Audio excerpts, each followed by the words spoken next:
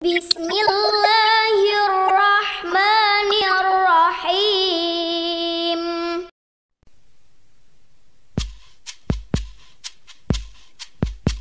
I look, I see. I see a world of beauty. I touch, I feel. I feel the world around so real. And everything I do, I dedicate to you. Assalamualaikum warahmatullahi wabarakatuh. Apa kabar anak-anak hari ini? Alhamdulillah ya, semuanya dalam keadaan sehat, tetap semangat. Nah, pagi ini kita akan belajar tentang pelajaran tematik masuk ke tema 1 subtema 2. Sama dengan kemarin di subtema 1, hanya perbedaannya untuk di subtema 2 ini kita akan belajar tentang perkembangbiakan hewan. Nah, itu.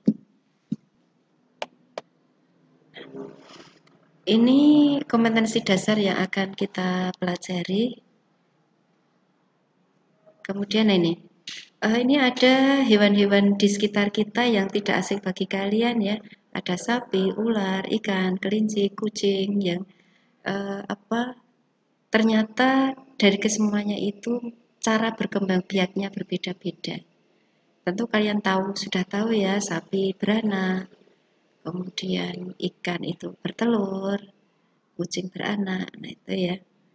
Nah, di subtema 2 ini kita akan belajar tentang cara perkembangbiakan hewan. Nah, ada 3 macam ya cara perkembangbiakan hewan. Ada ovipar, mengingatnya O berarti telur, ada telurnya. Itu ovipar. Bertelur, ada vivipar dan ovovivipar.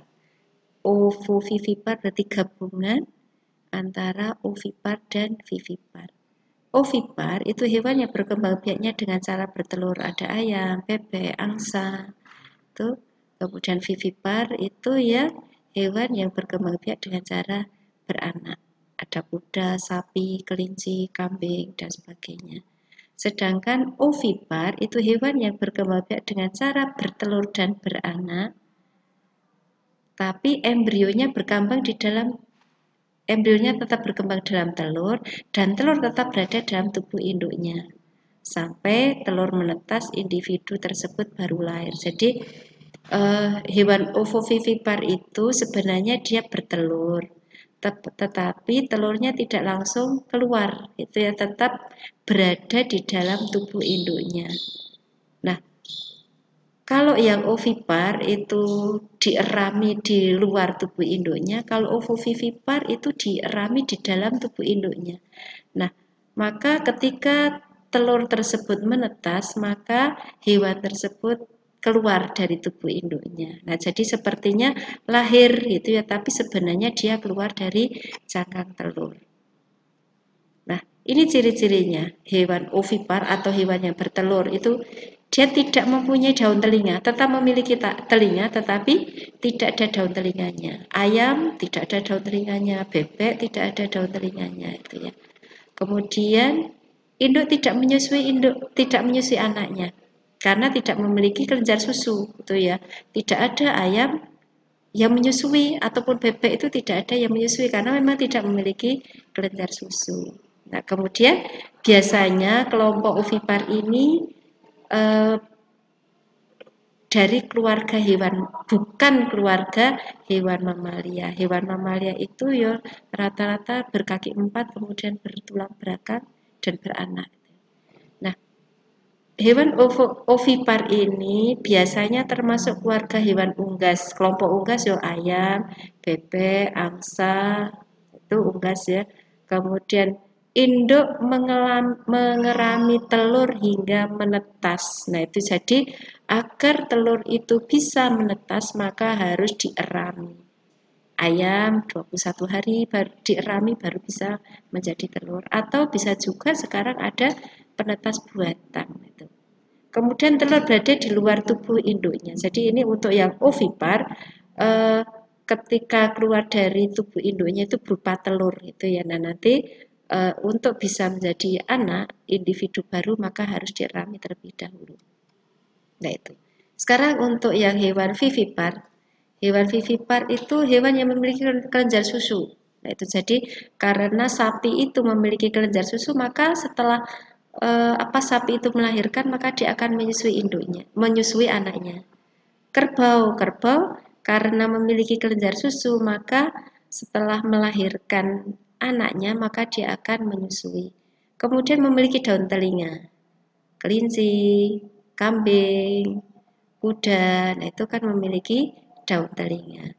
Penutup tubuhnya berupa rambut. Jadi untuk membedakan penutup tubuhnya, kalau seperti penutup tubuh sapi, penutup tubuh kambing, penutup tubuh kuda itu berupa rambut. Sedangkan kalau yang ovipar itu berupa bulu, ya, bulu ayam, bulu bebek, bulu angsa. Kemudian biasanya berasal dari kelompok hewan mamalia. Hewan mamalia itu cirinya salah satunya adalah berkaki 4 ya. Kemudian dia memiliki tulang belakang dan juga beranak. Individu baru dikeluarkan dari tubuh induknya. Jadi ini tidak ada cangkangnya ya, maka keluar dari tubuh induknya ya sudah menjadi individu baru. Kemudian untuk yang hewan ovovivipar, tadi telur ya. Ovovivipar berarti gabungan antara yang bertelur dan beranak. Pembentukan individu baru secara generatif atau seksual. Jadi ini tetap harus melalui perkawinan antara sel kelamin jantan dan sel kelamin betina. Kemudian calon individu baru bertelur dan menetas dengan keluar dari tubuh induknya. Jadi dia bertelur di dalam tubuh induknya dan akan tetap di dalam tubuh induknya sebelum menetas. Maka ketika telur tersebut keluar bersama dengan menetasnya telur.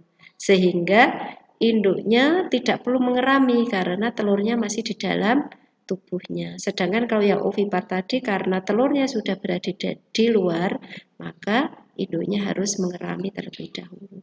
Kemudian pembuahan terjadi di dalam. Nah, itu jadi proses pembuahannya itu terjadi di dalam tubuh. Kemudian tidak memiliki rahim. Jadi meskipun telurnya masih di dalam tubuh induknya tapi tidak berada di dalam rahim karena sudah dilindungi oleh telur. Yang memiliki rahim adalah hewan yang berkembang biaknya dengan cara beranak. Nah, itu ya ini ciri-cirinya tentang hewan ovipar, vivipar, dan ovovivipar.